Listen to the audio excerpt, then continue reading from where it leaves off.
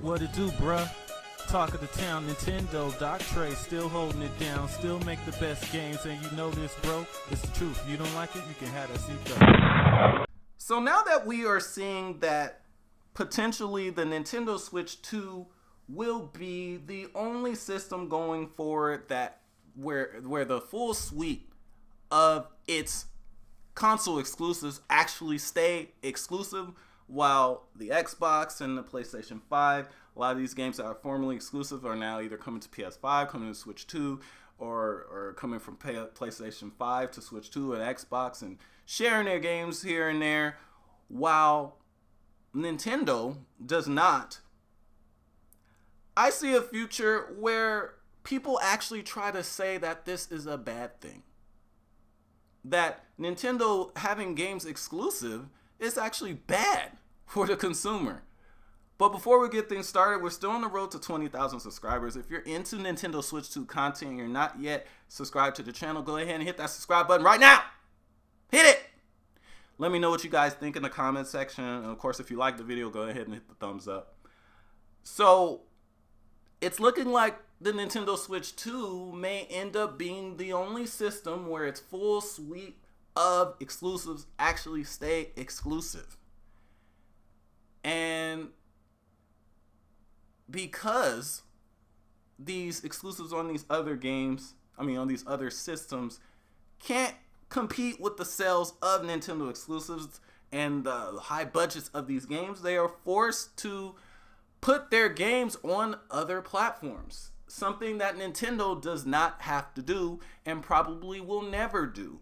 And I think the fact that they don't have to do this, people are going to try to turn this into an actual negative thing, where they're going to say that Nintendo is gatekeeping games. Like, Nintendo is gatekeeping Mario Kart. I should be able to play Mario Kart on anything.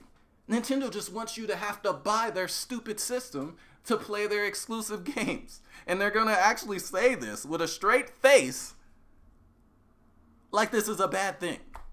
They're going to tell you that games staying exclusive to a system is a bad thing. And the reason they're going to say this is because their exclusives aren't staying exclusives. And they don't think that's fair.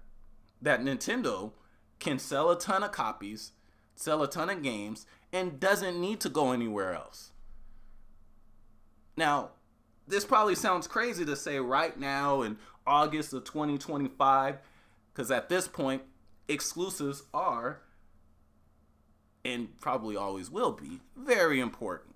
Very important to people purchasing a console. The majority of people, when they decide which console they want to buy, for the most part, they take console exclusives are the first priority, and then third-party games are the second priority. And I think the only system that I've seen in the last few decades, 20 years at least, where people bought a console not because of its exclusives, but because of its multiplats would probably be the Xbox 360. And that's just because the multiplats, at least at launch or in the first year or so of the PS3, the multiplats performed and looked way better on the 360 than it did on the PS3. Like, we just got Madden on the Switch 2, and people were talking about, the frame rate and it being 30 frames per second. Well, the Switch 2 isn't as powerful as those other systems. Back in the day, the PS3 and the 360 had similar power, yet Madden ran at 30 frames per second on PS3 at launch, and it ran at 60 frames per second on the 360. So it was a big deal. There was big differences between how these third-party games ran and looked on the 360 and the PS3 at launch. That was eventually fixed, but at launch it was a big thing. Well, outside of the 360, most people buy their systems based on what exclusive games will be for the system, because multiplats, they're expected to get most of the same games. Well, since these exclusives aren't going to be as important as they were in the past on the Xbox, especially, And then now it's looking like even on the PlayStation systems, now all of a sudden people are going to try to downplay the importance of exclusives also on Nintendo systems. And not only downplay them, but try to say that it's actually a bad thing that Nintendo has exclusive games to their consoles. They're going to say it's anti-consumer. Why can't I play? I should be able to play these Mario games on anything that I want. Why should I have to buy Nintendo's stupid system to play Nintendo's games? Like, sounds crazy to say right now, but I guarantee you in the future, these are the types of arguments that these people are going to have.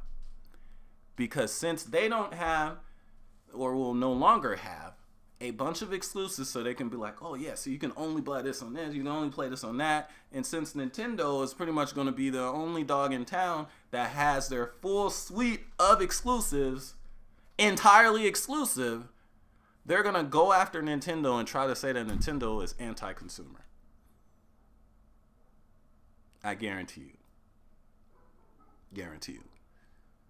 You'll probably even see articles like, why Nintendo keeping their games exclusive is actually a bad thing. Should Nintendo port its exclusives to PS6?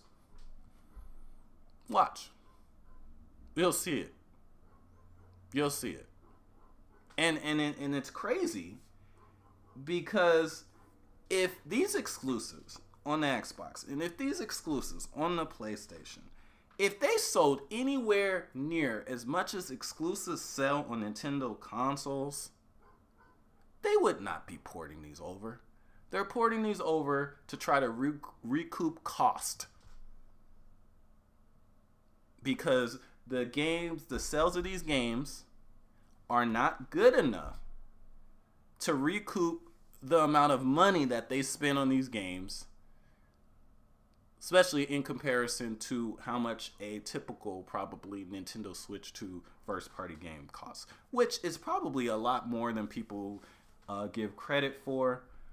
But, you know, a lot of these games probably cost significantly more money than a Nintendo Switch 2 exclusive, but sell 10 times as worse. And not only sell way worse, but the large majority of the sales are at half or less than the retail price, while Nintendo games continue to sell at full price. And this is something that Sony and Microsoft want. But the funny thing is just that these fans, these Nintendo haters, and these people that don't own a Nintendo system or don't want to own a Nintendo system, these people are going to actually try to spin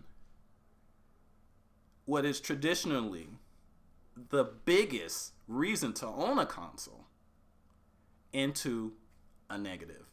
And I think that's going to be wild. But anyway, let me know what you guys think in the comment section.